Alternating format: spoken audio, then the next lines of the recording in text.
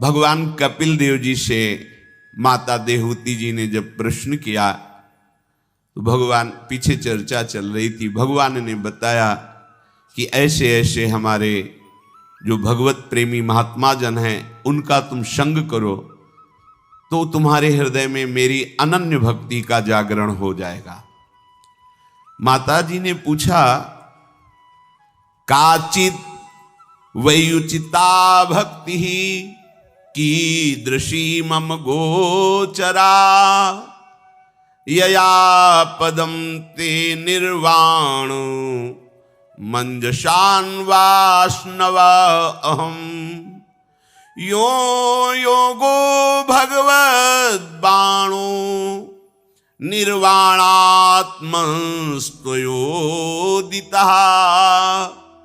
कीदृशः कति चांगानि यतस्तत्त्वावबोधनम्। प्रभु, आपने ये तो बताया कि अनन्य भक्ति कैसे प्राप्त होती है, भगवत प्रेमी महात्माओं के संग से, पर उस अनन्य भक्ति का स्वरूप क्या होता है, कैसे जाना जाए कि मेरे अंदर अनन्य भक्ति आ रही? जब तक उसका परिचय नहीं होगा तो हम कैसे जानेंगे? संतों से प्राप्त होती, सत्संग से प्राप्त होती है, गुरुजनों के चरणों की आसक्ति से प्राप्त होती, पर उसका स्वरूप क्या है? अनन्य भक्ति का स्वरूप क्या है? क्योंकि ये अनन्य भक्ति जिसके हृदय में आ जाती है, मोक्ष उसके चरणों में लुटता है। दीयमानम न गृहणन्ति बिना मत सेवनम जना।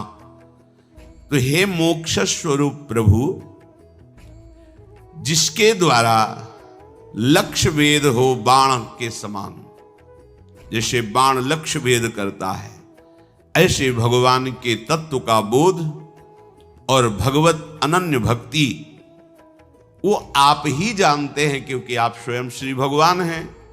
तो आप कृपा करके बताइए कि जिस अनन्य भक्ति से आप प्राप्त होते हैं उसका स्वरूप क्या है? श्री भगवान कृपा करके बोले, देवानां गुणलिंगानां मानुश्रविक कर्मणां शत्रु एवैक मनसो वृत्ति स्वभाविकी तुया अनिमित्ता भागवती भक्ति सिद्धेर्गरीयसी जरत्यत्यासुया कोशम निगीर्ण मनलो यथा। हे माता, जिस उपासक का चित्त संतों के संग से, भगवत कथा श्रवण से, भगवन नाम जप से, भगवन नाम कीर्तन से, भगवत धाम के वास और सेवन से पवित्र हो गया है, उसका चित्त निरंतर मेरे में लगा रहता है। कैसे लगा रहता है? गोस्वामी श्री तुलसीदास जी सरल भाव में व्यक्त करते हैं, काम ही नारी पियारी जिमी लोभी जिमी प्रियदाम तिमि रघुनाथ निरंतर प्रिय लागहु मोहि राम। हे राम, हे रघुनंदन, आप मुझे ऐसे प्यारे लगो जैसे कामी पुरुष रात दिन कामिनी का चिंतन करता है, लोभी पुरुष धन का चिंतन करता है। हे हरि, ऐसे मैं हर समय आपका चिंतन करूं। ये चिंतन की प्रवृत्ति, जैसे कामी पुरुष को पद्मासन लगा के ध्यान नहीं रखना पड़ता, एकाग्रता नहीं करनी पड़ती, स्वाभाविक चित्त की वृत्ति कामना से प्रेरित होकर कामिनी की तरफ हर समय बनी रहती है। लोभी पुरुष हर समय धन का चिंतन करता है, मोही पुरुष हर समय परिवार का चिंतन करता है, देहाभिमानी बिना प्रयास के देह का चिंतन करता है। ऐसे ही अनन्य भक्त का बिना प्रयास के अखंड चिंतन श्री प्रिया प्रीतम का होता है। अब अभी भक्ति में उस कोटि से प्रवेश ही नहीं हुआ तो आपको लगेगा अखंड चिंतन कैसे होता है। कभी कभी जब पूछते हैं और कि आपका भजन, वो भजन में नहीं तो लगता फिर कर क्या रहे हो, तुम्हारा हृदय है कहां? ऐसा कैसे हो सकता है कि तुम हरि के चरणों के दास होकर भजन विमुख समय, और फिर तुम्हें व्याकुलता नहीं, तुम्हें कष्ट नहीं? तद विस्मरणेन परम व्याकुलते, व्याकुल हो जाना चाहिए हृदय। त्रिभुवन की राज्य लक्ष्मी मिलने पर भी जो आधे पल के लिए अपने आराध्य देव का स्मरण नहीं छोड़ता, वही अनन्य भक्त है। त्रिभुवन की राज्य लक्ष्मी, यहां तो 100-200 रुपए में घंटे 2 घंटे भगवान को भूल सकते हैं। अनन्य भक्त जिसका चित्त तैल धारावत निरंतर प्रभु में, अब इसे कुछ नहीं चाहिए।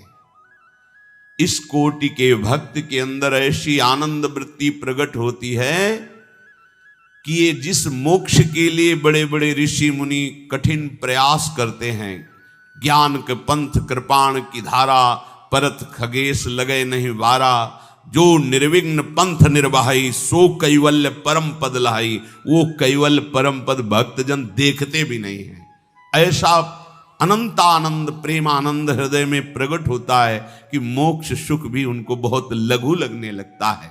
पर किनका? जिनका चित्त निरंतर प्रभु के चिंतन में लगा हुआ है। हम सबका प्रयास एक ही है कि निरंतर अंतर रहित प्रियाजू का चिंतन हो। इसीलिए कहते हैं सब सिद्धांतों का सार राधा राधा राधा, ये पराविद्या है। ये आपको किसी पुराण में, किसी प्रवचन में, किसी पंथ में नहीं मिलेगी। ये वृंदावन के नवनिवृत्त निकुंज में महान एकांतिक रस वर्षा करने वाला राधा नाम है।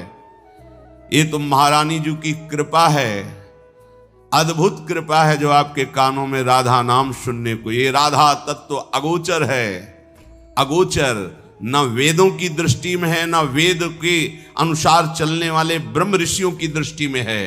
प्यारोढ़ुम क्षमते न यच्छु सुखादि नाम तु यध्यानगम। ये राधा नाम वो अमृत है जो श्री कृष्ण कृपा पात्रों को ही केवल पीने को मिलता है। जब तक श्री कृष्ण कृपा नहीं, तब तक राधा चरणों का आश्रय और राधा नाम आपको सुनने को नहीं मिल सकता। अगर श्रवणेन्द्रिय में राधा नाम पढ़ रहा है, जिभ्या राधा राधा बोल रही है, तो आपके पास परम धन ऐसा एकत्रित हो रहा है जो लोक परलोक सब जगह मंगल करेगा। पर ऐसी आसक्ति हो जाए कि ये नाम छूटे ना, सोवत हु रसना रटे राधा कृष्ण सुनाम। करवट बदली चेतना जगी तो सुनाई दे रहा है नाम चल रहा है। ये अनन्य भक्ति का स्वरूप है। जो कर्मेंद्रिय और ज्ञानेन्द्रिय दोनों से केवल श्री हरि का भजन करता है, ये अनन्य निष्ठा से ही बात बनती है। श्री जयमल जी बड़े महान भक्त हुए श्री राधा वल्लभ लाल जी के। जयमल जी जब सेवा में जाते तो कभी कभी कोई राजकाज का विशेष कार्य आने पर उनके मंत्री उनको सूचना देते तो उनको पसंद नहीं आता। हमारी सेवा में कोई विघ्न पहुंचावे नहीं। राजा थे पर ऐसी भजन की निष्ठा, उन्होंने नियम लागू कर दिया। 4 घंटे 10 घड़ी, 1 घड़ी 24 मिनट, तो 10 घड़ी 6 को 24, 240 मिनट, तो 6 को 24, 4 घंटे। 4 घंटे के अंतर्गत अगर किसी ने सूचना दी तो हम स्वयं उसका वध कर देंगे। हमारे सेवा गृह में चाहे पूरे राज्य में आग लग जाए, 4 घंटे कोई सूचना नहीं देगा, किसी भी तरह का विक्षेप नहीं। जब हम अपने लाडली लाल राधा वल्लभ लाल का श्रृंगार कर रहे हैं, आरती कर रहे हैं, उनका सेवा भाव भोग आदि, उस समय कोई भी प्रवेश नहीं करेगा। ये अपने निजी परिकर में। यहां श्री भगवान कह रहे हैं कर्मेंद्रिय और ज्ञानेन्द्रिय दोनों का मेरे प्रति समर्पण हो जाना, तभी चित्त का समर्पण होता है। राजा है पर निष्ठा ऐसी भजन की है, कोई भी 4 घंटे विक्षेप नहीं। यहां श्री जी की सेवा कर रहे हैं, आप अन्य बातें भी कर रहे हैं, हंस रहे हैं, खेल रहे हैं। आप महारानी जी की सेवा कर रहे हैं, आप राधा नाम हाथ में लेकर स्नान करा रहे हैं, पोछ रहे हैं, प्रक्षालन कर रहे हैं, चंदन की पत्रावली कर रहे हैं, इत्र लगा रहे हैं। ये श्री जी का साक्षात स्वरूप है राधा नाम। उस समय बहुत गंभीर एकाग्र, अगर कोई आपसे राधे श्याम बोले, श्री हरिवंश बोले, तो बिना उसको देखे बोल दो श्री हरिवंश। देखो अपनी सेवा की तरफ, पूर्ण एकाग्रता। हाँ, कोई गुरुजन पधारे, महाभागवत पधारे, तो फिर श्री जी की सेवा को उसी समय विश्राम दो, पहले उनको प्रणाम, उनका स्वागत सम्मान करो। वो प्रभु का आदेश है ऐसा, महापुरुषों का आदेश है ऐसा। प्रभु से भी बढ़कर प्रभु के प्रेमी महाभागवतों का सम्मान करना, इससे प्रभु की प्रसन्नता प्राप्त होती है। जयमल जी की ये गुप्त बात उनके शत्रु पक्ष को पता चल गई। ये बड़े वीर भी थे कि 4 घंटे इनको कोई सूचना नहीं दे, 4 घंटे में तो पूरे राजमहल सहित पूरे राज्य शासन को अपने अधिकार में ले लेंगे। विपक्षी राजाओं ने ऐसा निश्चय कर लिया। ठीक जिस समय वो प्रवेश हुए अपने श्री जी की सेवा के लिए, उसी समय आक्रमण कर दिया। वो पहले से ऐसा व्यवहार निश्चित किए हुए थे। राज सैनिक ने सूचना दी कि आसपास से पूरे राज्य नगर को घेर लिया गया है, शत्रु पक्ष बहुत बलशाली प्रतीत हो रहा है, बिना राजा के दस्तखत के हम युद्ध कैसे प्रारंभ कर दें। अब वहां जो जाएगा तो सूचना देने के पहले ही मार डाला जाएगा, क्योंकि उनका ये दृढ़ प्रतिज्ञा थी कि 4 घंटे के अंतर्गत अगर कोई पूजा गृह में आया उसे मृत्युदंड मैं स्वयं दूंगा। अब ये हुआ कि सूचना नहीं जाएगी तो बड़ा हाहाकार मच जाएगा, प्रजा का नाश करेगा शत्रु पक्ष, राजमहल में घुसकर अत्याचार करेगा। अब क्या किया जाए। राजमाता ने कहा अगर मृत्यु मिलेगी तो मुझे मिलेगी, मैं जाऊंगी और सूचना दूंगी। वो डरते हुए गए। जयमल जी सेवा में मगन थे, तो उन्होंने कहा बेटा, राजनगर को, राजमहल को शत्रु पक्ष ने घेर लिया है, बस तुम्हारी स्वीकृति की आवश्यकता है। तुम हां बोलो तो सैनिक युद्ध के लिए तैयार हैं। तो उन्होंने कहा मां, तुम इसी समय वापस चली जाओ, हम सेवा में एक शब्द भी अन्य सुनना नहीं चाहते।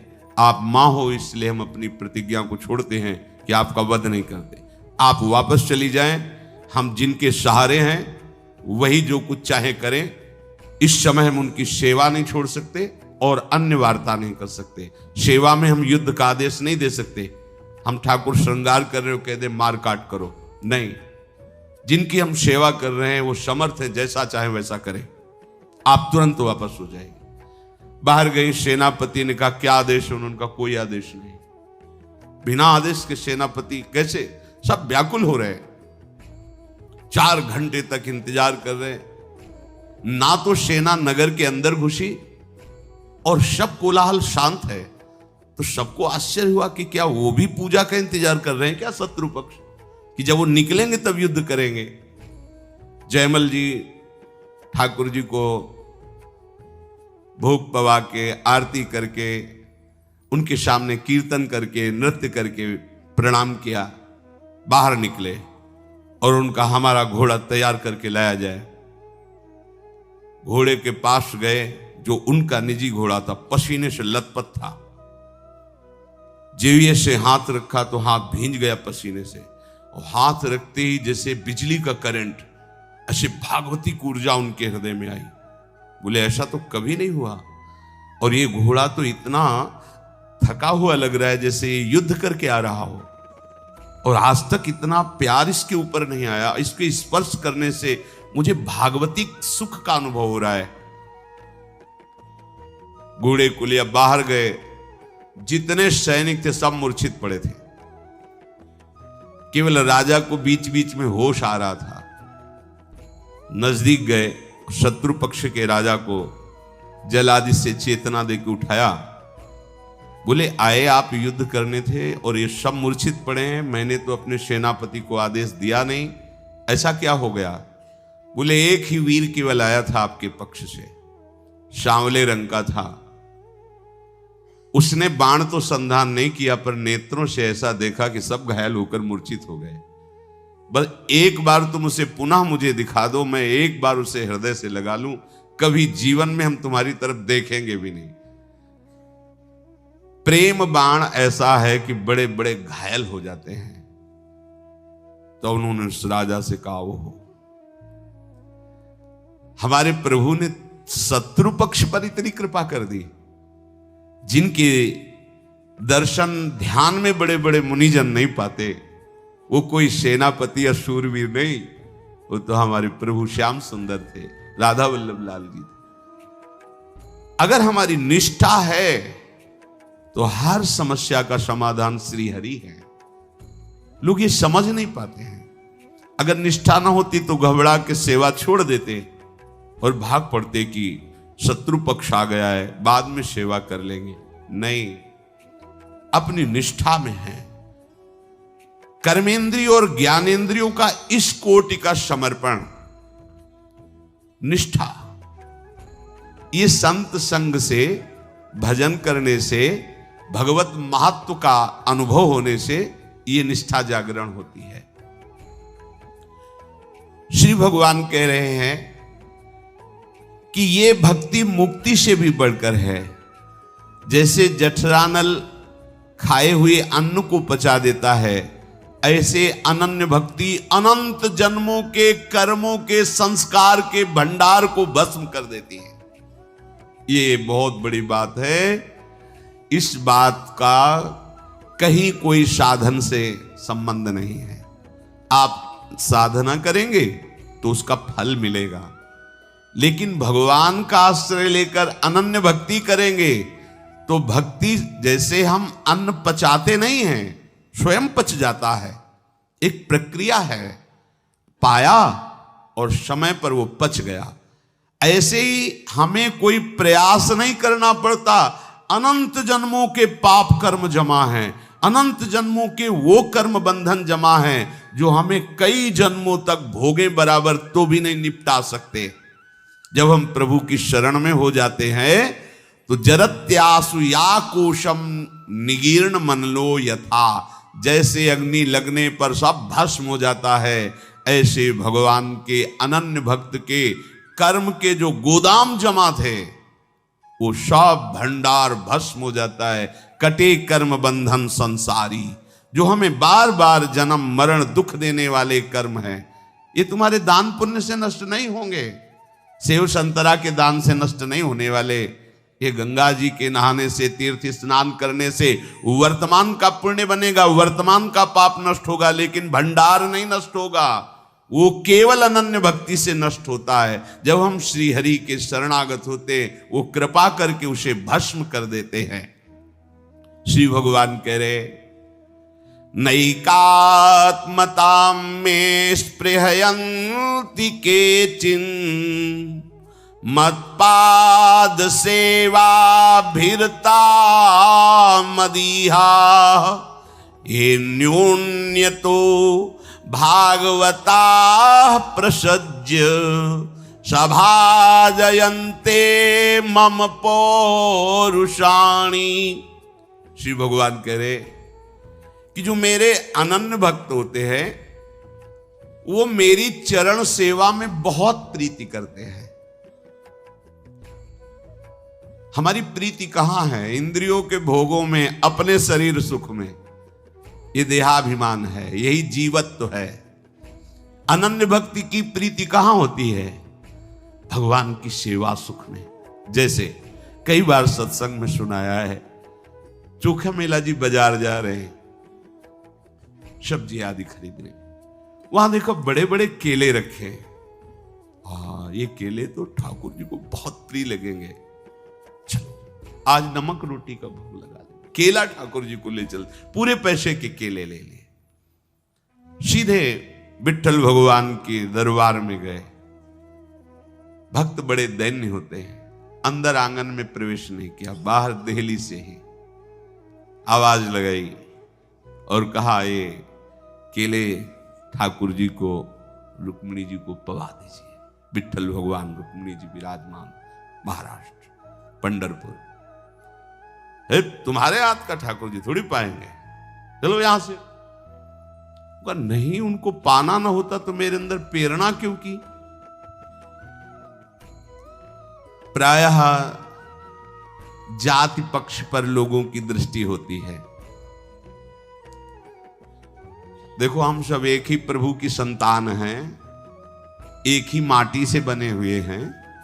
ये पंचभूत एक ही पंचभूत है, ये चाहे जहां हो यही है, और एक ही आत्मा है। भैया भेद किस बात का है? विचार करो। गुण कर्म के अनुसार भेद की रचना की गई, तत्वता कोई भेद नहीं है। हम एक ही बाप के सब बच्चे हैं। हाँ, कोई शराबी है, कोई विद्वान है, कोई कर्म कांड करता है, कोई एकदम बेकार बैठा रहता है, पर हैं तो बच्चे उसी के ना।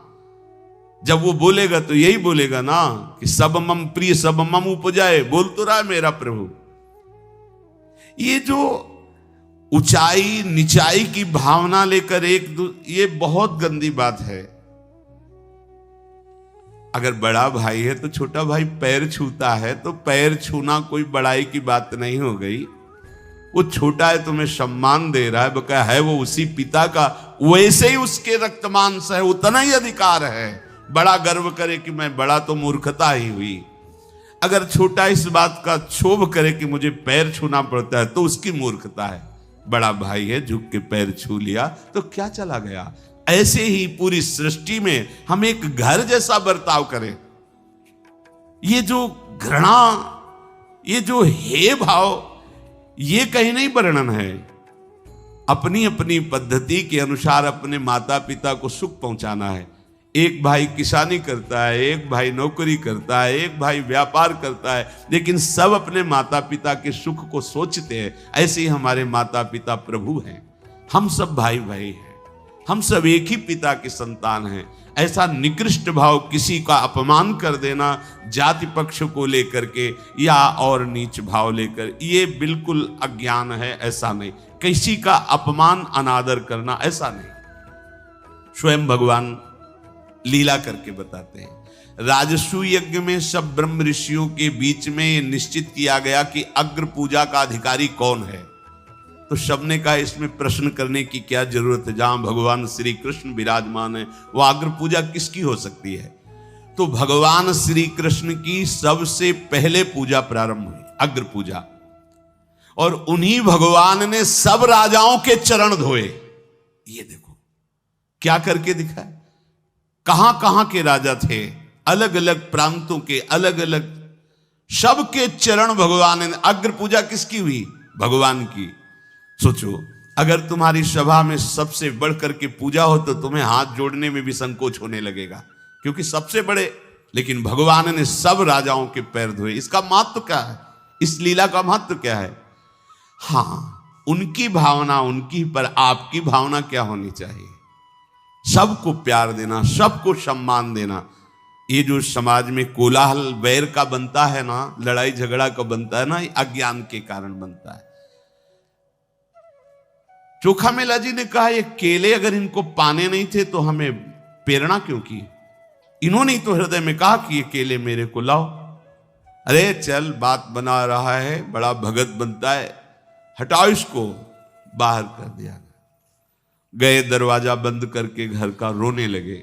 प्रभु मुझे पक्का विश्वास है आपने ही मेरे अंदर ये चाह पैदा की थी कि ये केले मेरे को लाओ, नहीं तो हम तो लेने कुछ और गए थे। आपने क्यों चाह की? अगर आपको ऐसा करना था तो चाह क्यों की?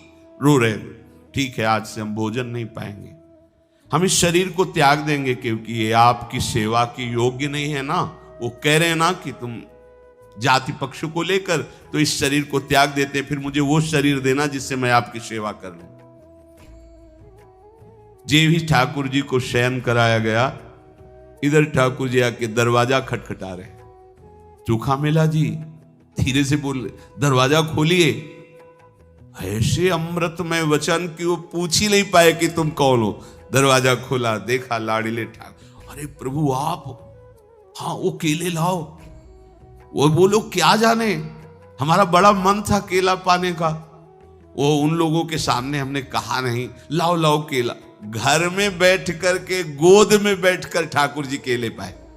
जब 2-4 केले रह गए तो बोले सुनो, हमारे पीताम्बर में बांध दो, रुक्मिणी जी को पाएंगे वहां। बांध लिया, रुक्मिणी जी को पवाया और छिलका पूरे आंगन में फेंक दिया। वो अंदर से दरवाजा बंद कर लिया।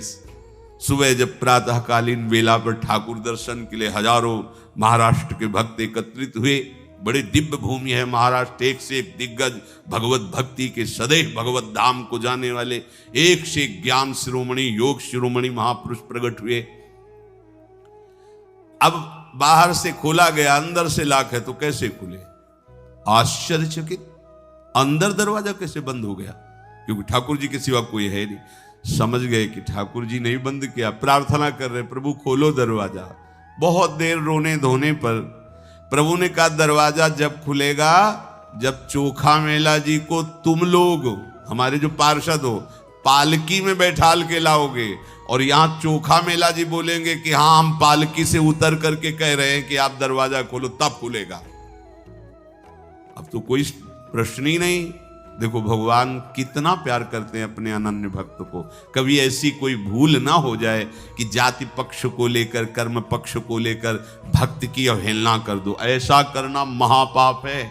इसमें फिर ठाकुर जी क्षमा नहीं करते। ध्यान रखना कि अरे ये तो अमुक जाति का साधु है, वैष्णव है, अरे ऐसा बोला तो तुम्हारे सारे शुभ कर्म नष्ट हो जाएंगे। साध होवज्ञा तुरत भवानी, कर कल्याण अखिल के हानि। ये तो भगवत पार्षद हैं, इसलिए कृपा करके उपाय बता दिया, नहीं तो राम रोष पावक शो जरई। ऐसा खिलवाड़ नहीं है भगवान की भक्ति। जो अपराध भक्त कर करई, राम रोष पावक शो जरई। चोखा मेला जी के पास गए पालकी लेकर के। कौन? जिन्होंने धक्के लगवा के बाहर किए थे, चोखा मेला जी। पालकी, अरे वे बोले हम तो नीच अधम आपके। बोले अब ये सब बंद करो, पालकी में बैठो। नहीं, हजारों लोग खड़े, ठाकुर जी अंदर से दरवाजा बंद किए, खोल ही नहीं रहे। नहीं नहीं, हम पालकी में क्या, हम तो दंडवती करते हुए आएंगे। प्रभु के चरणों के दर्शन तो सिर भर जाऊं उचित मोरा, सबते सेवक धर्म का। उचित तो यह है कि मैं सर के बल जाऊं, मेरे प्रभु का आदेश है। वो मानेंगे नहीं। चारों पार्षद जो छूने से इतराते थे वो पकड़ करके पालकी में बैठा ले और जय विठल भगवान केशव विठल विठल। उतर के बोले हाँ प्रभु खोल दो, हम आ गए हैं। दरवाजा खुल गया। सामने देखा सब छिलके पड़े हैं। पूछा कि प्रभु छिलके? बोले हाँ बहुत स्वादिष्ट थे, घर में जाके हम पाया है और रुक्मिणी जी के यहाँ ले आए थे, वो पाए हैं, फेंक दो छिलके, पोछा लगाओ। ये अनन्य भक्त भगवान को अतिशय प्यारा है, क्योंकि उसको भगवान की प्रीति का स्मरण रहता है। जो चीज देखेगा, जो वस्तु देखेगा, उसको ये प्रभु। जैसे श्री कृष्णदास जी, यद्यपि आचार्य चरण में और उनके बीच में थोड़ा सा मनमुटाव भी हो गया था, तो एक दिन टहले देखा कि दुकान में गरम गरम जलेबी बने। ये जलेबी अगर श्रीनाथ जी को तो बहुत प्यारी लगेगी। आंख मूंद ली, जलेबी, गरम गरम जलेबी थाल में श्रीनाथ जी को, मानसिक भोग। उधर जब श्री विठलनाथ जी ने पट खोले तो देखे श्रीनाथ जी गरम गरम जलेबी पा रहे हैं। कहा जय जय, अपने यहां बाजार का तो भोग लगता नहीं, तो जलेबी का भोग। वो कृष्णदास है ना वो मुदा, तो उन्होंने कहा कि कृष्णदास का तो हमने त्याग कर दिया है। तो उनका देखो तुम आचार्य हो, तुम गुरु हो, तुम त्याग कर सकते हो, मेरा स्वभाव नहीं। एक बार जिसे मैंने स्वीकार कर लिया उसे मैं कभी त्यागता नहीं हूं। आप गुरु हो, दंड के लिए त्याग सकते हो, आप आचार्य हो, आप त्याग सकते हो, स्वीकार कर सकते हो, ये हो सकता है, पर मेरे स्वभाव में नहीं। एक बार जिसे पकड़ लिया उसे कभी छोड़ता नहीं। कृष्णदास भोग लगा रहे मानसिक जलेबी, वो लगा। भावना, हमारी एक एक वृत्ति प्रभु से जुड़ी होनी चाहिए। श्री आस्करण जी महाराज, ये अनन्य भक्ति भक्तों के आचरणों में दिखाई देती है। ये अनन्यता, ये अपने मन, बुद्धि, चित्त, अहम और तन, इंद्रियां सब प्रभु को अर्पित किए हुए हैं। यद्यपि ये राजा हैं, जैसे लोगों का भ्रम होता है कि भगवान का भजन तो केवल भिक्षुक बन करके ही किया जा सकता है, कि हाँ कपड़े लत्ते फटे और एक लौकी का कमंडल, वही ऐसा नहीं है। बड़े बड़े चक्रवर्ती सम्राटों ने भक्ति की बाजी ऐसी जीत ली कि बड़े बड़े लंगोटी वाले उनके आगे झुक गए। ये नहीं सोचना चाहिए कि हम गृहस्थ हैं तो हम भगवान को कैसे प्राप्त कर सकते हैं। नहीं नहीं, आप केवल प्रभु के हो जाइए, क्योंकि प्रभु के हैं ही, और अपने मन वचन कर्म से उनको अपना स्वामी मान लीजिए। उनके जैसा प्यार करने वाला और कोई नहीं है। ये आस्करन जी पृथ्वीराज जी के पौत्र भीम सिंह जी के पुत्र थे, और इनके गुरुदेव थे श्री कील्हदेव जी। ऐसे अद्भुत महान पुरुष गुरुदेव कि एक बार ध्यान में ऐसे मार्ग में बैठे हुए थे और बादशाह उधर से निकला तो सेवकों ने हटाने की कोशिश की। तो अब वो ध्यानस्थ थे, तो बादशाह को क्या पता कि ऐसा भी ध्यान होता है। उनको हिला रहे हैं, ध्यान से ही नहीं। तो आवेश आ गया, म्लेच्छ धर्मावलंबी था। उसने कहा बड़ी की सी कील इनके माथे पे ठोक दो, देखते हैं इनका कैसा ध्यान है। इतनी बड़ी कील जो छापे की आती है, पूरी कील हथौड़े से उनका ध्यान ही नहीं विचलित हुआ। कील्हदेव जी के मस्तक पर पूरी कील, क्योंकि शरीर में है ही नहीं, प्रभु में है। ऐसे गुरुदेव के शिष्य श्री आस्करन जी महाराज, और इनके ठाकुर का नाम श्री राधा मोहन जी। ये आठों पहर अपने ठाकुर जी की सेवा में रहते थे। सेवा धर्म बड़ा अमोघ है, इसीलिए सब सेवा धर्म का निर्वाह नहीं कर पाते। माला घुमा लेना, थोड़ा पाठ कर लेना हो सकता है सबसे, लेकिन श्री जी की सेवा, ठाकुर जी की सेवा, ये बड़ा समर्पण का भाव इसमें चाहिए। चाहे जितना शरीर बीमार हो या कष्ट हो, अगर हमारी जीने की सामर्थ्य है, चलने की सामर्थ्य है, तो हम अपनी ठाकुर सेवा के बिना नहीं रह सकते। चाहे बुखार हो, चाहे कष्ट हो, कुछ भी, निष्ठा, चमत्कार प्रकट हो जाता है सेवा से। न काम कर्म बीजानाम यस्य चेतस संभवः वासुदेवैक निलयः सा वै भागवतोत्तमः। जब ठाकुर सेवा में हमारी रति होने लगती तो स्वयं भोग की इच्छा अपने आप शांत हो जाती है। आज ये बनाए, ठाकुर जी को भोग लगाएं, आज ऐसा इत्र, आज ऐसी पोशाक, आज ऐसी पत्रावली करेंगे। आज वो प्रभु के विषय में जब सोच प्रारंभ हो जाती तो देहाभिमान गलित हो जाता है और भगवत भक्ति का उदय हो जाता है। आस्करन जी नरवरपुर ताको राजा नरवर जानो, मोहन जू धरी ही ये सेवानी के करी है। घरी 10 मंदिर में रहे रहे चौकी द्वार, पावत न जान को ऐसी मति हरी है। पर्यो को काम आए अब ही लिवाए ल्यावो, कहे पृथ्वीपति लोग कान में न धरी है।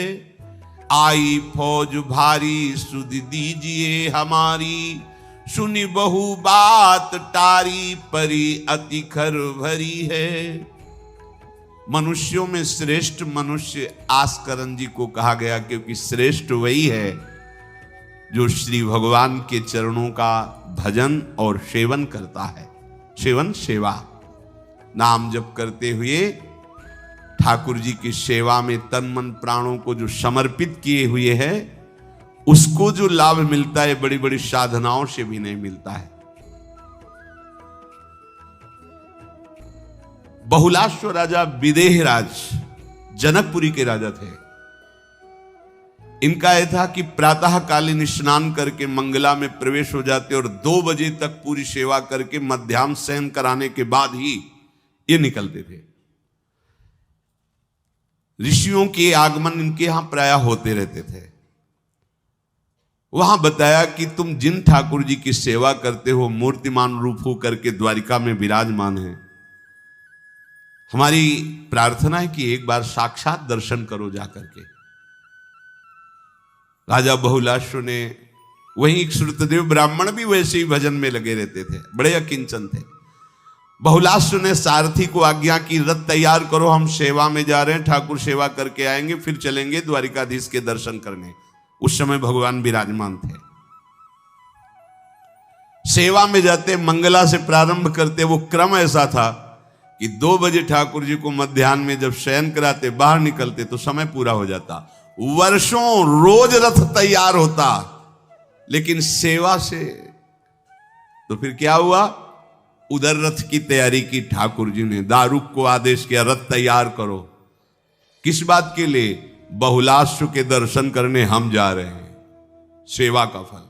और साथ में कौन था? श्री सुखदेव जी, सनकादि बड़े बड़े महापुरुषों को साथ लेकर भगवान स्वयं विदेह नगरी में आए और साक्षात दर्शन और सेवा प्रदान की। सेवा बहुत कठिन वस्तु है।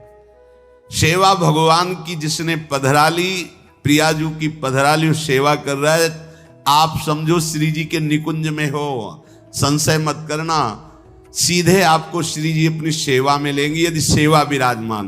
देखो, साधना का फल होता है, सेवा का फल नहीं होता। सेवा का सीधा फल होता है स्वामी के समीप नित्य सेवा में पहुंच जाना। आज तक हमें कहीं ऐसा प्रमाण नहीं मिला कि श्री जी की सेवा करने वाले की गति में अंतर हुआ हो।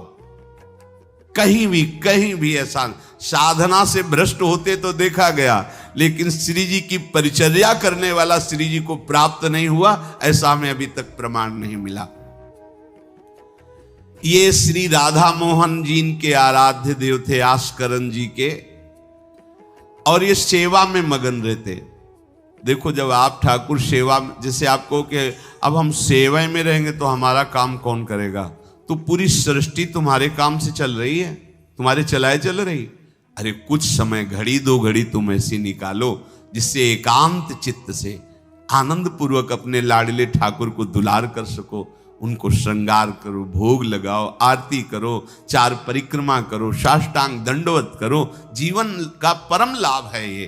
पर नहीं, आप खाएंगे हलवा, गरम गरम पकौड़ी, चाय, और ठाकुर जी के सामने वो सफेद वाले दाना नहीं आते, चिरौरी रख दो। अरे भाई, तुम क्या कर रहे हो? चोरी कर रहे हो तुम। घर में ठाकुर विराजमान, घर के मालिक विराजमान, हमें जल्दी ऑफिस जाना है, गरम गरम परेठा, ये वो सब, और ठाकुर जी के सामने। हम तो देखते हैं जैसे कोई ठाकुर जी के दर्शन कराने के लिए लाता है तो 4 टाफी, वो भी प्लास्टिक से लिपटी हुई, मतलब देख केवल ले, खा भी नहीं सकते हो क्योंकि प्लास्टिक लगी हुई, ऊपर कवर एकदम ऐसे रखे हुए हैं। वो बोले हमारे लड्डू गोपाल हैं। जब गोपाल हैं तो टॉफी खोल पाएंगे क्या? अगर आपको टॉफी ही पवाली है तो आप खोल करके सुंदर एक कटोरी में रख करके थे, ऐसे 4 दाने चिरौरी रख दिए, कटे हुए मिश्री के टुकड़े रख दिए। अरे अनंत ब्रह्मांडों का भरण पोषण करने वाला तुम्हारी चिरौरी के लिए मर रहा है।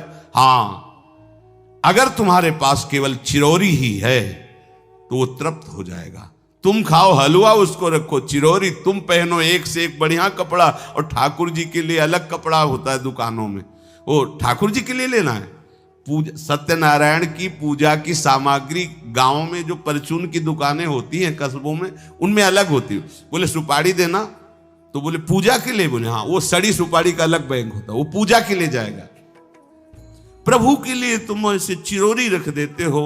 वो नारियल भी जिसमें पाली लहो, देखो ना कथा, सत्यनारायण की कथा करनी, हमें नारियल दे दो। वो सूखा नारियल जो किसी काम में ले जाएगा, वो सत्यनारायण के पास जाएगा। वो कपड़ा टून का ना पहन सकते हैं, ना ओढ़ सकते हैं, ना बिछा सकते हैं, ना पोछा लगा सकते हैं, वो ठाकुर जी के लिए बलिहारी है श्रद्धा। तो भी ठाकुर जी भी ऐसी व्यवस्था करते हैं, ना पहनने लायक ना ओढ़ने लायक, ऐसा तुम्हें नया जीवन देंगे, जरूरत ही नहीं पड़ेगी कपड़े की, घूमो वैसे ही। हाँ, जरूरत ही नहीं पड़ेगी, अन्य योनिया है नहीं, कोई जरूरत नहीं है, घूमो। इसलिए सावधान। भगवत सेवा का तात्पर्य है उत्तम भोग लगाए मोर मरकट को से। स्वामी जी महाराज परम विरक्त, वैराग्य की चरम सीमा स्वामी श्री हरिदास जी, लेकिन उत्तम भोग लगाए ठाकुर जी को। उत्तम उत्तम तुम्हारे पास जो कुछ है उसमें सबसे बढ़िया भोग बनाओ। धन्ना जी के पास बाजरा की रोटी भी पूरी नहीं थी कि भर पेट पाले, तो एक रोटी रोज ठाकुर को रखते थे। आधी ठाकुर जी पाते थे, आधी आप पाते थे। सुदामा जी के पास कौन सा माखन मिश्री था? वो तंदुल जो पछोरने से बाहर निकलते हैं, किसी काम में नहीं, वो लेके गए थे। ठाकुर जी पाते हो कहते आज मैं तृप्त हो गया। सबरी जी के पास क्या था? क्या था? जंगली बेर, कहीं कड़ुआ कसेला ना हो इसलिए चख के मेरे रघुनाथ जी को कहीं कसेला ना लगे। प्रभु वाह वाह करके पा रहे। विदुरानी जी ने कौन सा 56 भोग पवाया? केले के छिलके, भाव दशा में डूबी हुई। देखो हमारे ठाकुर को कुछ नहीं चाहिए, भाव से समझिए। ये बिहारी जी को 4 घंटे बैठने के लिए 10-10 लाख रुपए का फूल बंगला निकला। काम थोड़ी चलाया जाता है। अरे हमारे लाडले सरकार है, अगर 4 घंटे बैठ गए 10 लाख खर्चा हो गया तो क्या? अनंत ब्रह्मांडों का सृजन करने वाला ठाकुर हमारे पास नहीं है। तो ठाकुर जी को आपका भाव चाहिए। और आप तो सो बढ़िया पलंग में, और ठाकुर जी को एक छज्जा में विराजमान किए। छज्जा में ऐसे उतर नहीं सकते, मतलब कूदे तो वैसे ऊंचे, अगरबत्ती दिखा दी चले। आप तो ऐसे नहीं, अपने लाड़िले ऐसे प्यार करो, ऐसी जगह सिंहासन रखो कि उतर कर अगर आपके वन विहार करना चाहे तो उतर लेना, ऐसा विराजमान करो आराम से। ओ एकदम वो से दीवार में ऐसी जगह, या तो बाहर वाले कमरे में, अपने कमरे में तो ठाकुर जी रहेंगे ही नहीं। अरे भाई अगर घर में ठाकुर जी तो उठते बैठते निकलते, उनके दर्शन हो रहे, चोरी क्या? तुम तो हमारे घर के माई बाप हो, सब देखो, चोरी क्या आपसे? आपको जो अच्छा न लगे सुधार देना, ऐसे रहना चाहिए। बिल्कुल भगवत प्राप्ति निश्चित है। ये सेवा पद्धति है, बड़े भाव से आप इसको स्वीकार कीजिए। हमारे लाडले बड़े कृपालु हैं। अरे जहर पिला रही है छाती में लगा के तो परम पद दे रहे हो, तुम दूध पिलाओगे तो तुम्हें परम पद नहीं मिलेगा। पूतना जहर लेकर के पिला रही बाल गोविंद को, अभी 6 दिन के ठाकुर हैं, उसे परम पद प्रदान किया, और आप रोज सुंदर सुंदर भोग लगा रहे हो और तुम्हें भगवत प्राप्ति नहीं होगी। ठाकुर जी की आरती उतार रहे हो, बलिहारी जा रहे हो, उनके सामने कीर्तन कर रहे हो, नृत्य कर, विश्वास तो करो ना, तुम्हें भगवत प्राप्ति हो जाएगी। आस्करण जी ने एक चौकीदार पूजा गृह के बाहर बैठाल दिया और कहा कोई भी भीतर आने ना पावे, क्योंकि एक बार भी सेवा में विक्षेप मुझे बर्दाश्त नहीं। तो ठीक 10 घड़ी का इन्होंने भी नियम, जो नियम लो उसका निर्वाह करो। 4 घंटे। दिल्ली का बादशाह किसी कारण से उधर आया हुआ था। उसने कहा मुझे आस्करण जी से तुरंत मिलाया जाए। पहले तो राजा लोग होते थे और बादशाह, अब जैसे मुख्यमंत्री और प्रधानमंत्री, राष्ट्रपति। तो जो मुख्यमंत्री हैं ये राजा हैं प्रदेश के, और वो संपूर्ण राज्यों का बादशाह उसे कहा जाता था। आस्करण जी को शीघ्र हमारे सामने उपस्थित किया जाए। प्रार्थना की कि महाराज असंभव, इस समय आस्करण जी महाराज अपने ठाकुर जी की सेवा में हैं और उनका आदेश है 4 घंटे कोई हमसे बात ना करे। आस्करण जी को सूचना देने के लिए बार बार सेवकों को आदेश किया, पर कोई भी सेवक बादशाह की आज्ञा पर नहीं उतरा। हम अपने राजा से ऐसा नहीं प्रार्थना कर सकते। 4 घंटे। बादशाह को बहुत कष्ट हुआ कि हमारी आज्ञा का उल्लंघन। तुरंत आदेश किया सेनापति को, बुलाओ, देखते हैं कि हमारी आज्ञा का उल्लंघन का परिणाम क्या होता है। सेनापति तुरंत उपस्थित हुआ। इस नगर के सबको दंड दिया जाए और बंदी बनाकर आस्करण को हमारे सामने लाया जाए, क्योंकि बादशाह है। अब अहम तो विराजमान है ही है, कोई परमहंस थोड़ी है कि अहंकार लीन हो गया है। बताया गया कि ठाकुर सेवा में, भगवत आराधना में 4 घंटे उनके पास कोई सूचना नहीं पहुंचाएगा। बादशाह की आज्ञा का उल्लंघन करने के कारण सब सैनिक जितने थे दब रहे थे। महाराज की तो आज्ञा है कि सूचना न दो, पर यहां तो सब गड़बड़ हो रहा है। बादशाह ही नाराज हो गया। बड़ी घबराहट पूरे नगर में फैल गई और पूरे सैनिकों में फैल गई। ये नरवरगढ़ ग्वालियर से दक्षिण में है। आस्करन जी ना शिकार खेलते थे, ना किसी को दंड देते थे, बस केवल भगवत सेवा, नाम जप, नाम कीर्तन, पूरे नगर को सब सुविधा, सबके घर में ठाकुर सेवा, सबके यहां नाम कीर्तन सुनाई देना चाहिए। जिसको जो जरूरत हो राज दरबार से ले जाए। किसी को लग सकता है अगर ऐसे बढ़ता रहेगा तो राज खजाना खत्म हो जाएगा। नहीं, अज्ञान से तुम सोचते हो।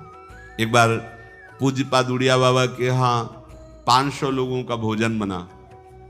अब वहां उत्सव में 5000 से भी अधिक लोग आ गए, तो जो सेवक जन थे, भंडारी थे, भाग के आए, बाबा अब तो बहुत ही हानि हो जाएगी, क्योंकि सब लोग आ गए, 5000 के लगभग लोग हैं और 500 का ही भोजन बना है। बाबा जी ने कहा घबराने की जरूरत नहीं। गए, अपना ऊपर का चला ऐसे डाल दिया जो रसोई बनी हुई थी। बोले इसे खोलना नहीं, बस बांटते जाओ। सब पा चुके, जितना बना था ना, वो भगवत प्रताप।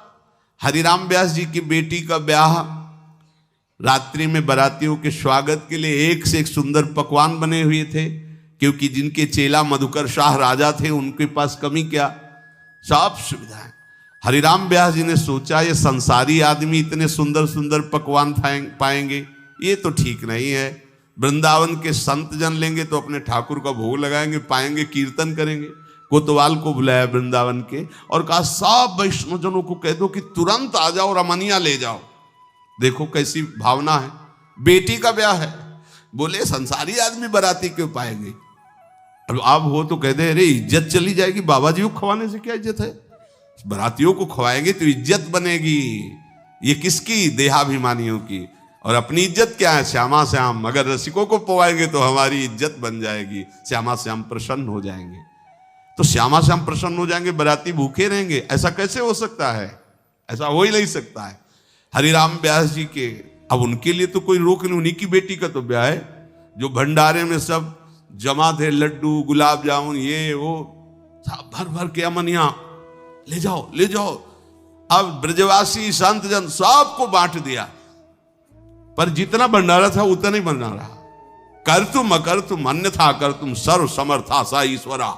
तुम प्रभु के लिए समर्पित हो तो तुम्हारे यहां हानि कैसे हो सकती है कि हम भाई ठाकुर सेवा में समय देंगे तो हमारा काम बिगड़ जाएगा, ठाकुर जी की भोग राग की बात करेंगे तो पैसों की कमी हो जाएगी।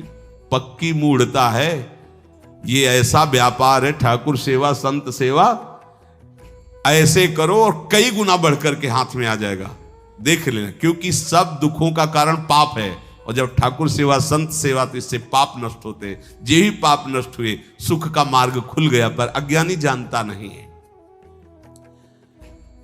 अब बादशाह के आदेश से हड़कंप मच गया। कही के पठाई कहो कीजिए लड़ाई, सुनी रुचि उपजाई चली पृथ्वी पति आयो है। पर्यो सोच भारी तब बातियों विचारी कही, आप एक जावो गयो अचरज पाई है। सेवा करी सिद्धि साष्टांग होई के भूमि परे, देखी बड़ी बेर पांव खड्ग लगायो है। कट गई एड़िए पे टेढ़ी हूं न भौं करी, करी नित नेम रीति धीरज दिखाई है। बादशाह ने कहा आखिरी हुक्म है, आस्करण को हाजिर किया जाने, संपूर्ण सेना से विध्वंस मचा देंगे, नरवरगढ़ को पूरा नष्ट कर देंगे। जो प्रधान सेना नायक था वो हाथ जोड़ करके बादशाह से बोला कि आप समझो, हम आपके सेवक हैं, आपसे लड़ कैसे सकते हैं, आप बादशाह हो। पर मेरी प्रार्थना है आप अकेले जाकर के देख लीजिए, आस्करण जी सेवा में है, अकेले जाकर बात कर। हम सूचना नहीं दे सकते पर आपको रोक नहीं सकते, आप जाकर के बात कर लीजिए। बादशाह को लगा कि बात तो सही कि हमारे ही अनुकूल है, ये कोई वैरी तो है नहीं, चलो कोई अंगरक्षक नहीं। और स्वयं अंदर जाकर के देखा तो सारी सेवा हो चुकी थी, ठाकुर जी की साष्टांग दंडवत कर रहे थे।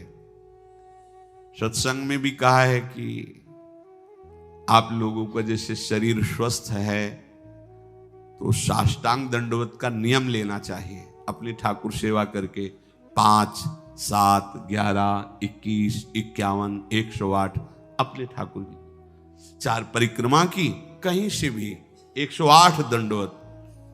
एकोपि कृष्ण कृतः प्रणामो दशाश्वमेधा व्रतेन तुल्यः दशाश्वमेधी पुनरेपि जन्म कृष्ण प्रणामी न पुनर्भवाए। ये भीष्म जी बोल रहे हैं। एक बार हमारे श्री कृष्ण को कोई साष्टांग दंडवत कर दे, 10 अश्वमेध यज्ञ का फल और व्रत स्नान का उसे प्राप्त होता है। पर 10 ये अश्वमेध यज्ञ करने वाला पुनर्जन्म को प्राप्त होता है, पर एक बार श्री कृष्ण को साष्टांग प्रणाम करने वाला पुनर्जन्म को प्राप्त। दशाश्वमेधी पुनरेपि जन्म कृष्ण प्रणामी न पुनर्भवाए। अपने पास तो भगवत प्राप्ति के लिए बहुत से अस्त्र हैं, केवल नियम पूर्वक प्रयोग करो, माया का प्रवाह बंद हो जाएगा।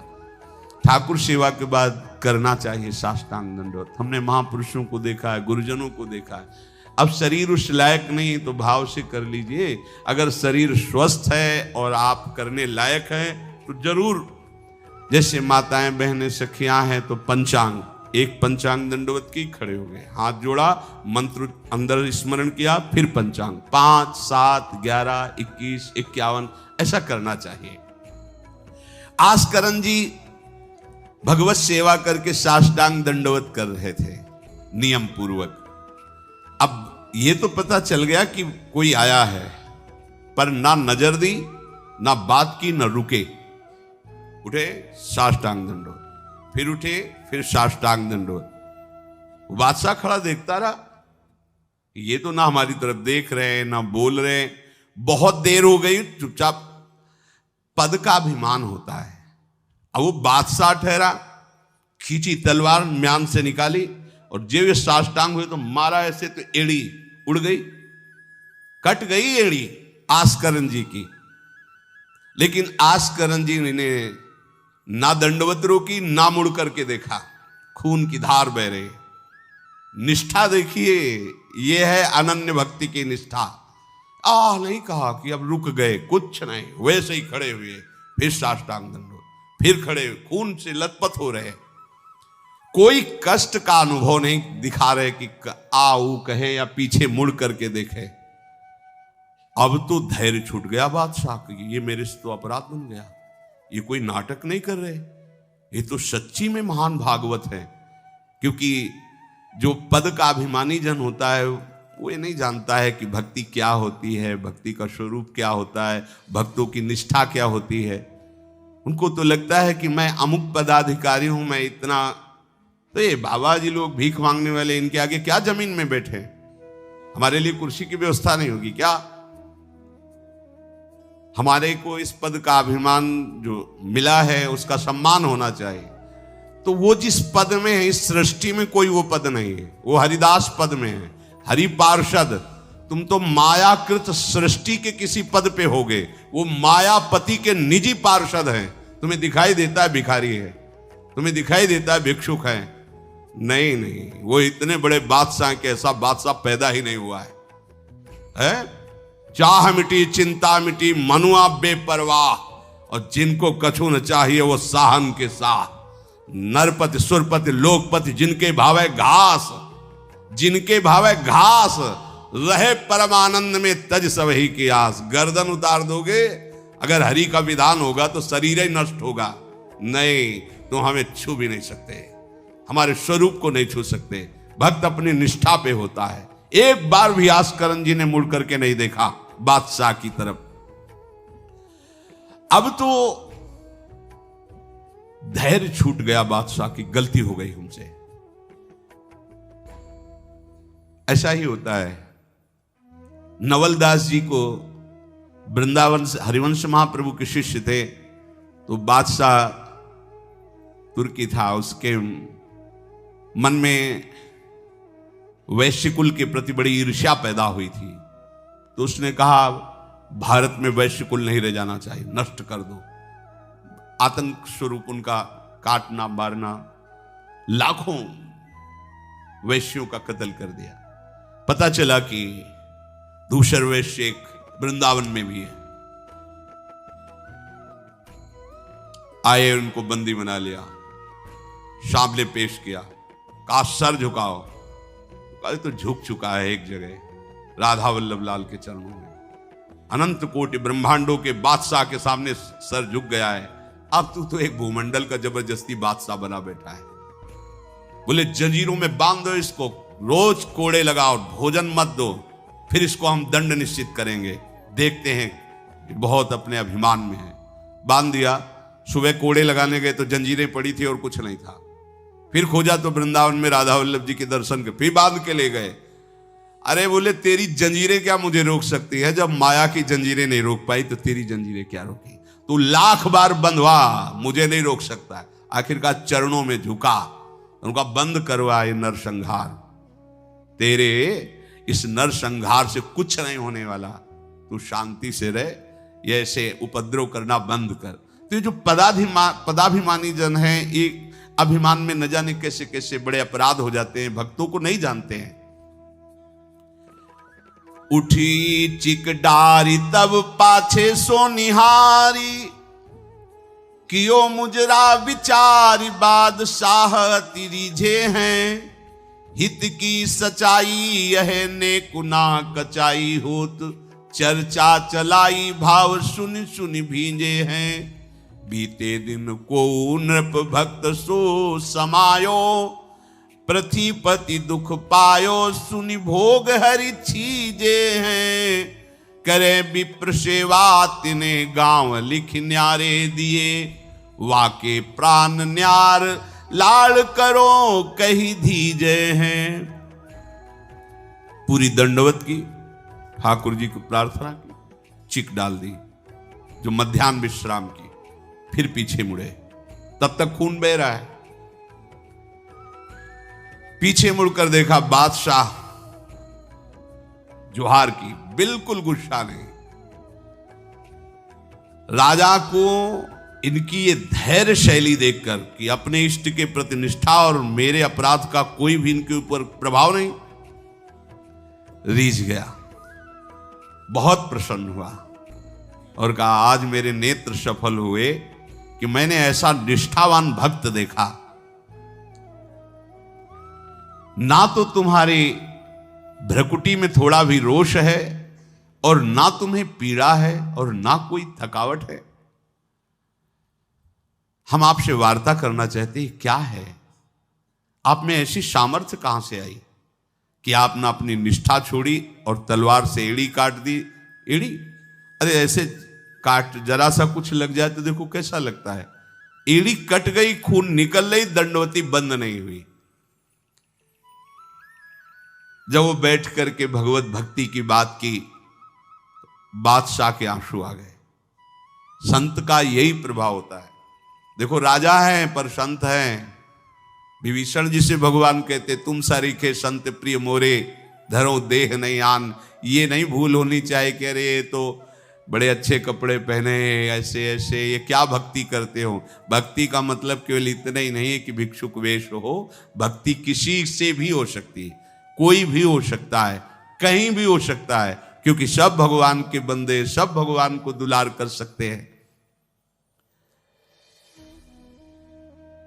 अपनी कीमती रुमाल तत्काल पट्टी बांधी अपने हाथ से आस्करन जी के चरणों में।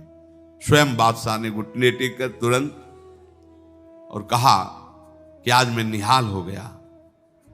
आपकी ये जो भक्ति है, ये जो निष्ठा है, आज प्रभु की हम पर बड़ी कृपा है जो मुझे दर्शन हुआ आप जैसे भक्ति की निष्ठा का। बादशाह अत्यंत प्रसन्न होकर के आपको क्या सुख प्रदान करें। होगा हमारी सेवा निष्ठा है। आप जब चाहते तब आदेश दे देते, तो आप मुझे अपने आदेश से मुक्त कर दीजिए। आज के बाद हमारा कोई शासन आपके ऊपर लागू नहीं रहेगा। आप जब चाहें स्वेच्छा से आप आ सकते हैं, ना आए तो आपका राज्य, हमारा कोई अधिकार आज से नहीं। श्री आस्करन जी को एक बार बहुत शरीर में बुखार आ गया, इतना कष्ट पीड़ा होने लगी।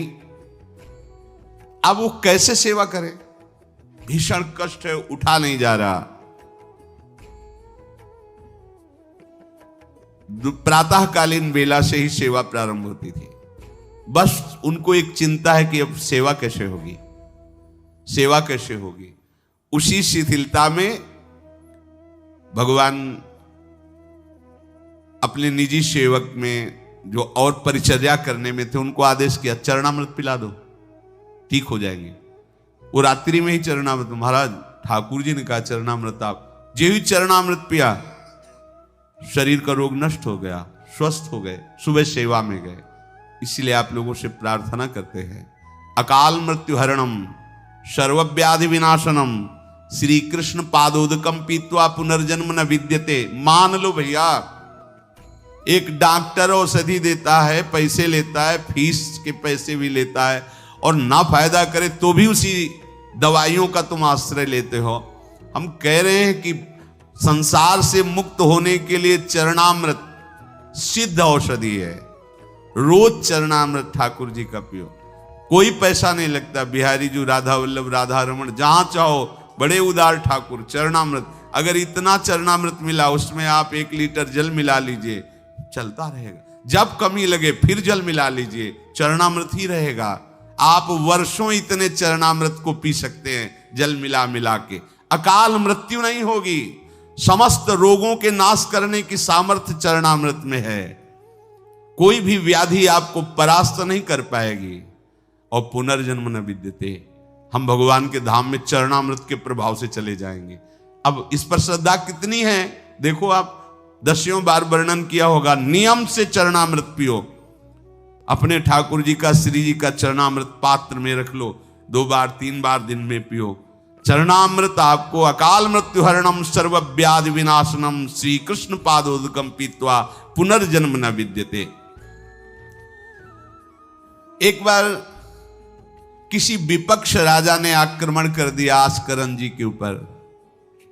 आस्करन जी के जब बात पता चली कि वो आक्रमण, तो उनका प्रभु हमसे मार काट नहीं होगा, सब में आप विराजमान हो, अब हमसे नहीं हो, या तो राजपद हटाओ, मुझे कहीं एकांत ले चलो, मैं आपके लिए रोऊं तड़पूं, अब ये सब नहीं होगा कि अब हम फिर तलवार उठाएं, मार काट शुरू करें। पर अंदर से आया कि तुम राजा हो तो प्रजा की रक्षा करना तुम्हारा कर्तव्य है। तो उन्होंने पूरी सेना सजाई, जानते हो कैसे? सब मंजीरा लो और स्वयं बोले नाम कीर्तन करो, राधा वल्लभ श्री हरिवाल श्री वृंदावन श्री। कहां जा रहे? बोले युद्ध करने जा रहे हैं। ऐसे युद्ध होता है। प्रभु से कहा हमसे मारकाट होने वाले नहीं, जब हमारा कर्तव्य ही तो हम ये कर्तव्य कर रहे हैं। राधा वल्लभ श्री हरिवंश, राधा नाम कीर्तन। तुरंत आकाश में मेघ छा गए और इतने बड़े बड़े ओले शत्रु पक्ष में और हल्की फुहारें इधर के पक्ष में। जहां नाम कीर्तन, हवा चल रही, हल्की हल्की नन्ही नन्ही फुइयां बरस रही और कीर्तन में हाल, और उधर इतने इतने बड़े ओले, सब भाग गए। अस्त्र शस्त्र की आवश्यकता नहीं हुई। शत्रु पक्ष जब भागा और उधर का राजा के चरणों में गिरा कि मुझे माफी दे दो, मुझे पता नहीं था आप इस कोटि के महाभागवत हैं। यह है अनन्य भक्ति। यदि हम अपने प्रभु की सेवा, प्रभु का नाम जब, प्रभु के गुणों का गायन करते हैं, तो किसी की भी ताकत नहीं कि हमें परास्त कर सके। और आप भूल जाइए ये बात कि आपके ही किए सब कुछ होता है। आप देहाभिमान में भटक रहे, आपके किए ले। हम कह रहे मान लो, मान लो, केवल प्रभु की करुणा एक दृष्टि से अनंत ब्रह्मांड का सृजन हो गया। एक दृष्टि से अनंत ब्रह्मांडों का सृजन। भैया तुम्हारा परिवार क्यों दुखी रहेगा? तुम्हें क्यों भूखा रखेंगे प्रभु? पशु पक्षियों को देते हैं, हर जीव जंतु को देते हैं। तुम तो भगवान के भक्त हो, तुम्हारे को कैसे वो नहीं देंगे? विश्वास करो, जो तुम्हें कार्य मिला है धर्म पूर्वक करो, नाम जप करो, प्रभु की सेवा करो। गंदे आचरण, गंदे नशा, गंदी बातें, ये सब छोड़ दो, क्योंकि यही तुम्हारी दुर्गति, अशांति का कारण बनेगी। पैसा बढ़ा है, मदिरा पान करना, व्यभिचार करना उसे सुख समझ रहे हैं, पैसा है, पद है, समझ रहे हैं कि हम जीवन का लाभ ले रहे हैं। अरे ये लाभ तो सुअर कुत्ता भी ले रहे भैया। निद्रा भय आहार मैथुन हर जीव भोग रहा है, तुम मनुष्य जन्म ले करके बड़े बुद्धिमान होकर उसी भोग रहे हो, तो कौन सी बात। तिनते खर सूकर स्वान भले, गोस्वामी तुलसीदास जी। सुअर कुत्ता गदहा उससे अच्छे, क्यों? क्योंकि अपने कर्म भोग कर ऊपर की तरफ उठ रहे हैं, उनके पाप नष्ट हो रहे हैं। वो आप ऊपर उठकर मनुष्य जन्म कर प्राप्त करके पाप कर्म कर रहे हैं, आप नीचे अधोगति को जा रहे हैं। इसलिए सबसे प्रार्थना है, ये गंदे आचरण, जब आप मदिरा पीते हैं तो आपकी बुद्धि तमोगुण राक्षसी वृत्ति से हो जाती, खुद आपको अनुभव इस बात का, आपकी दुर्दशा हो जाती है, बुद्धि भ्रष्ट हो जाती है। फिर व्यभिचार, जुआ, चोरी, हिंसा कैसे आपको सुख प्रदान करेंगे? ये जो निकृष्ट हैं, जो अधर्म हैं, जिनकी क्रिया ही दुखमय है, उस दुख से तुम कैसे सुख प्राप्त कर सकते हो? धर्म से चलो, गृहस्थ हो तो धर्म पूर्वक चलोगे तो गृहस्थी में ही भगवान तुम्हारा मंगल कर देंगे, भागने की जरूरत नहीं है। नाम जप करो, ठाकुर सेवा विराजमान करो, जो रूखा सूखा हो अपने ठाकुर को लाड लड़ाओ, अंतिम श्वास तक भगवान कृपा कर ही देंगे। हमारे जीवन का उद्देश्य भगवत प्राप्ति है। इन किन प्रकारेण अब हमारा जन्म इस संसार में ना हो, हम प्रभु के पास जाकर उनकी सेवा में रहें सदैव, जहाँ न मरना है, न जन्मना है, न दुख है, न सुख है, न बीमारी है, कोई किसी भी तरह का जहां लेस मात्र भी कष्ट नहीं है, प्रलय और महाप्रलय की वायु भी जहां प्रवेश नहीं करती, वो हमारे प्रिया प्रीतम का नित्य धाम है, वही हमारी विश्राम भूमि है। हम सब खूब राधा नाम जप करें और आकांक्षा करें कि इसी जन्म में हमें भगवत प्राप्ति हो जाए, श्री जी की प्राप्ति हो जाए। श्री राधा वल्लभ लाल की। तो राधे राधे जी, श्री हरिवंश। हमें पूरी उम्मीद है कि आप लोगों को पूज्य महाराज जी का आज का ये सत्संग बहुत ही ज्यादा पसंद आया होगा और आपको इस सत्संग से काफी कुछ सीखने को भी मिला होगा।